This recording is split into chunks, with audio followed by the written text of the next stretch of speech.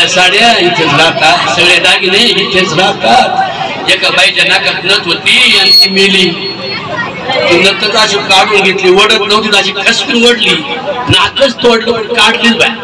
सुना म्हणल्या काढा ग काढा ग काढा. या तेरडीनी जिवंत असताना धड जगली नाही, आता तुझे दागिने तरी ठेवा. ते सगळं दागिने काढले आणि एक दागिना चोरून राहिला. कुठं माहितीये का? लातूरकराची एक दागिना कुठं राहिला माहितीये का? एक कानाचे असते ना वरती बुगड्या असे, पहिल्या बुगड्या, आता बुगड्या नाही फुगड्या नाही आहेत का? वाजवटाळी बाईच्या कानात बुगडी. ती म्हातारी गेली ना, तिची बुगडी जी होती का, तिचे केस होती ना, केस आणली ना तिला, ती केस खाली ती बुगडी राहिली गपचूप चोरून. चुकून सुनाच्या लक्षात आली. म्हणजे बाई सगळे दागिने काढून म्हातारीची बुगडी तशीच राहिली. आणि पुरुषांची घाई, उचला उचला उचला उचला उचला उचला उचला उचला. सकाळ माणसं जेवलेलं नाही.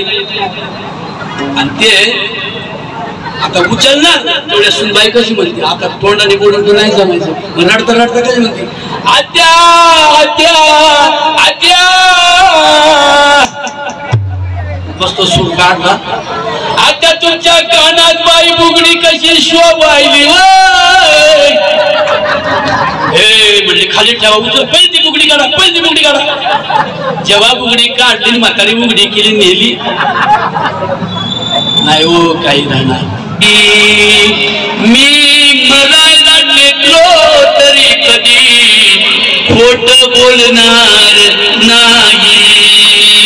मुसावादा वेरमणी, मुसावादा वेरमणी.